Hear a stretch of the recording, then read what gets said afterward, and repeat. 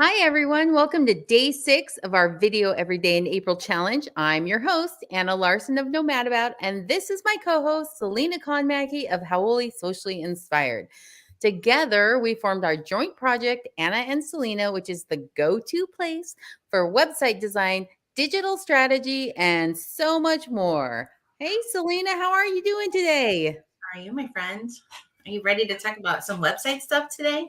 I'm so ready. I think this is such a hot topic, right? Because everyone has an online presence, Yeah. and that online presence makes a big deal in customer loyalty, customers finding you, Mhm. promoting your products and services, just being seen. I Yeah. mean, it is essentially it is your identity as a business. Yeah. No, 100%. And I think sometimes we rush to get, the website done and we get up there and we don't look at it. And I mean, you and I have done this, right? Like we even look at some of our stuff like, we need to do this. So I think today just talking about, I think I have like 5 things to to discuss. And we're looking at good website design kind of from a user experience. And because Anna and I, we just had this conversation today, right? You don't design the website for you, you design the website for your user. And that's really important to remember. And, I'm currently taking a user, like a UX course, and it's just like, that's kind of the things you really have to think about to make sure that it helps with the conversion, right? Because you're kind of putting them in the forefront of the design part, right? And so, Absolutely. And ultimately those are the ones who count, right? Because if your idea is to design for yourself, then you are your own client and you're probably one of your only clients, right? right. Where if you're thinking about what's going to inspire and motivate and get the ideal client moving, purchasing, buying, and doing the things that you want them to do, that's how you become successful. Yes, no, totally. And you can't do it without an online presence these days. I mean, I'm gonna just kind of make a blanket statement. It's very difficult Yeah. to do it without an online presence. No, it's the truth. So if you are watching live or on the replay, let us know in the comments. Do you have a website, and have you kind of gone through it? Normally, the as a like a website designer, you usually the first month of January, you kind of actually do a little audit of your website. You go through, you make sure that everything is current. You change that, if you have the year marker below that says 2021, you switch it over to 2022. So look on the bottom of your footer. Has it auto changed because you have it set up like that? Or does it something, do you need to change it? Anyway, Yeah. um, Yeah, let's get into your 5 main things, yeah, Selena. I'm gonna go ahead and pop a banner up, and then she's gonna talk about it, right? This is like the main question. We're gonna put her front and center because Selena is our go-to girl when it comes to website design. So, are you ready for your very first one? yes, I am. I am. Okay. Selena, what does it mean for a site to be mobile friendly? Okay, look, here's the deal, right? Most users come to your website sometimes for the first time on mobile. And so you want to just make sure you've gone through and you're on mobile and you're looking to make sure you may have some really fun animations and great graphics and all these things that look so fantastic on desktop, because you should be designing desktop and then you make your changes to mobile and tablet. But you don't want to like not look at it, and then you see like headers running into images so they can't read it, it looks jumbled, and then guess what, they're like, this is too messy, and they bounce. That really, that word that you need to know if you have a website is, what is your bounce rate on the page and why, right? So hopefully you have connected your Google Analytics and you can see what is happening on your site, and if most visitors are coming, what is the percentage. So, and it could be mobile, right, Anna? I mean, Absolutely. In fact, I just want you to know that because I have Google Analytics attached to each of the sites that are kind of under my purview, I mhm, just got a notice from the Google console that said that there's an issue with the mobile friendliness on one of my sites. So I went and checked it out. And sure enough, there'd been an update made and it had screwed up some headers that I had to go in and fix. So Google is a Google console, Google that analytics is a really good thing to make sure you have connected. for Yes. that mobile friendliness. Yes. So remember, I mean, this totally sidebar of it. You're going to set up your Google Analytics, and then you're going to go to Google Console, and that allows you to kind of submit your sitemap. And my dog's really excited about today's conversation, guys. So those are two things you should look at that. If you have questions, you just let Anna and I know.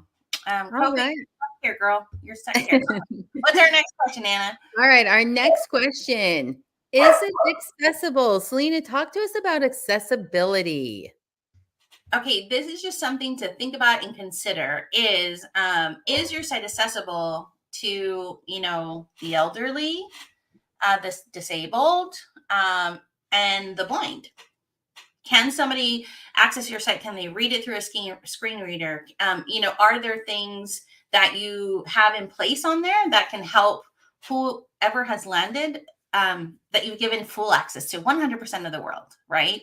And that's something that you want to think about, because that person is or could be, who your targeted audience is. So you can't put something out there that they can't even like read about or learn about or hear about. So something to look at, with WordPress.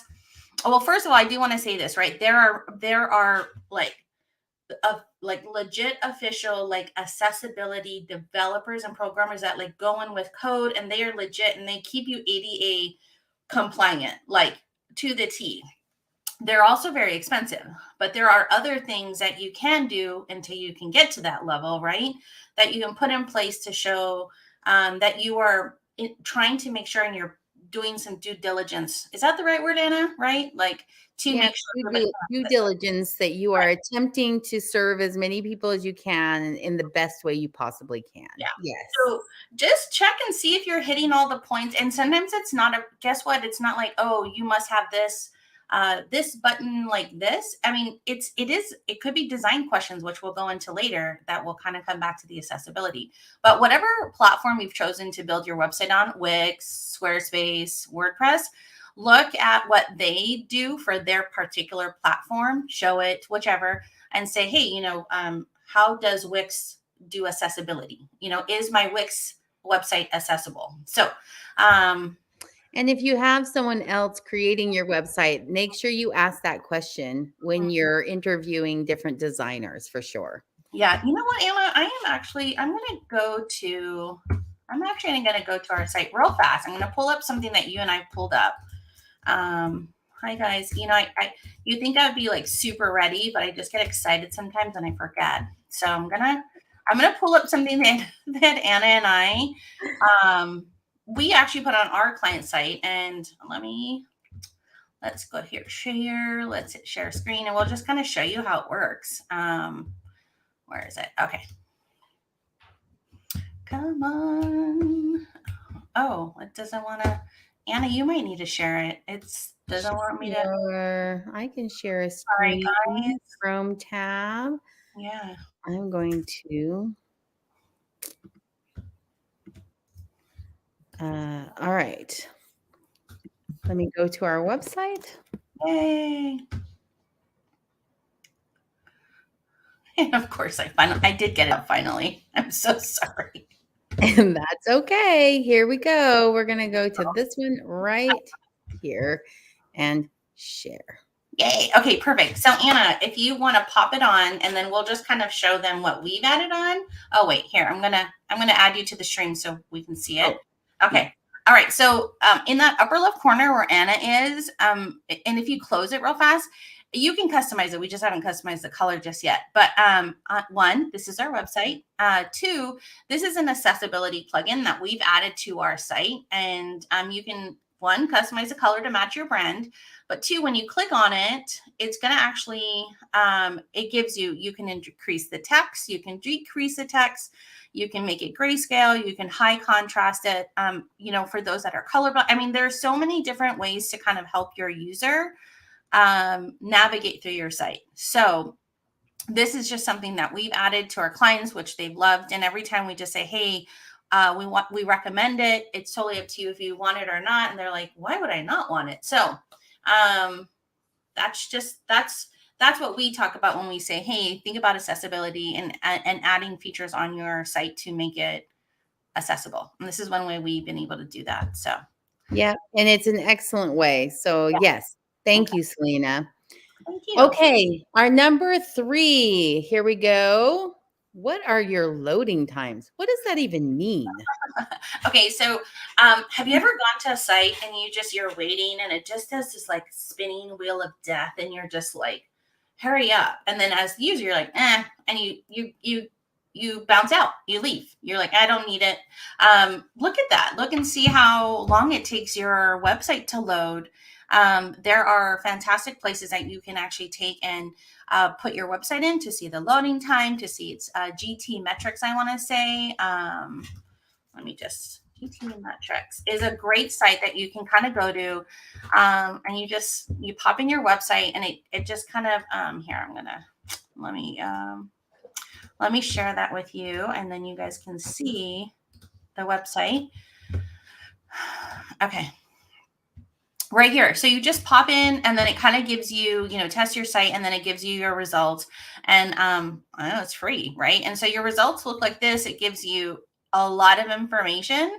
It can be any site. You don't have to be just one particular platform that you use. So I encourage you, go look and see where you're at, and um, if see if you can um, if your page is where it should be, right? And any corrections that it might need. So If you go to your page and you get frustrated by the wait time, I mm, guarantee you your end user is going to be frustrated by the wait time. So just think of it in terms of being the user. If you were to go to the website and it took even an entire minute for images to load, yeah, it's too slow and people are going to leave because we are now a society that wants yeah, information that fast right. No, and have the capability to do that. So, yeah, you totally have me. Like, I'm thinking, like, as a parent, like, do you remember, like, sitting there and just watching your toddler eat so slow and you're just like, oh, right? It's like that for somebody, but then you lose the sale. You lose the reason why you brought them there. Maybe it's to learn about your new cool event or, whatever it is. So, anyway, that is what I mean about your loading times. And that is part of your design, is making sure that when you're using things in your design, does it bloat up the site so it causes, when it's being opened, does it need so many different requests to be opened? And so you want to be cognizant of that when you design. You also just kind of want to make sure it might not even be sometimes your design. It could just be the server that you have or the all the things. But first, you always want to look at your design and make sure that you have not done anything to your site to make sure that not it's not causing this and then the bounce. So as someone who's very impatient with electronics, I approve this message. right. Right. I know. Please tell us, everybody. All right. What's our next question, Anna? All right, our very next one. How easy can the end user navigate your pages? Tell Yeah. us a little bit more about this, Selena. Okay, so have you ever gone to a page or a website and you kind of are looking for either oh, I want to know about this product, or I need to send them a contact? Or that's the one thing that I hate the most, is when you want to go to like a site that you want to either cancel a subscription or something like that. You want to make sure that you're giving them a clear way to navigate to where they need to go. Oh yeah, I want to go to the about, or I want to make sure that I do this. Sometimes if you're not structured properly, it's a little confusing and they get lost and then they leave. So you always want to make sure that you are planning out your pages appropriately, that it makes like intuitive sense to go the way that you're creating that path for them. And look at it, send it off to somebody and say, hey, when you look at this website, is it clear? Do you get lost? Because if they get lost, then you've kind of done a disservice to the time it's taken to build your site, because you've worked hard for it. Yeah, I was going to say one of the things that you should do when you have a site is to make sure and just send a question to a friend and say, hey, can you find the answer to this on my site? And how long did it take you to find the answer?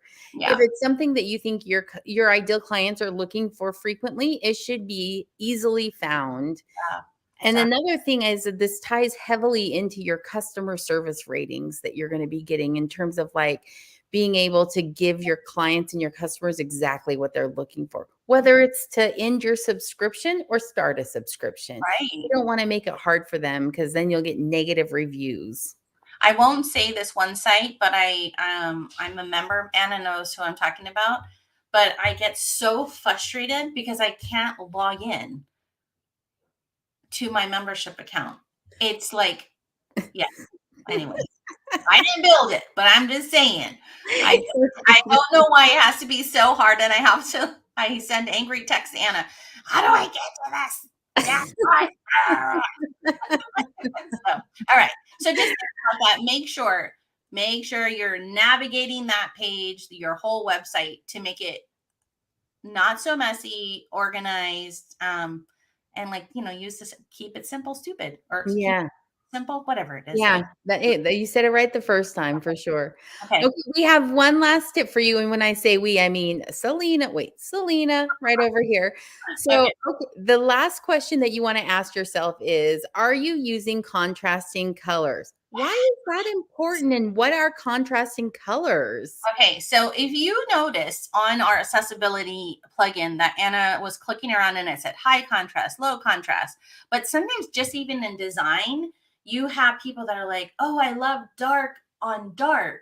But what happens is you're like, the user's trying to read all the copy that's on the page, because you want to use contrasting colors like, white on black or black on white, not black and dark gray.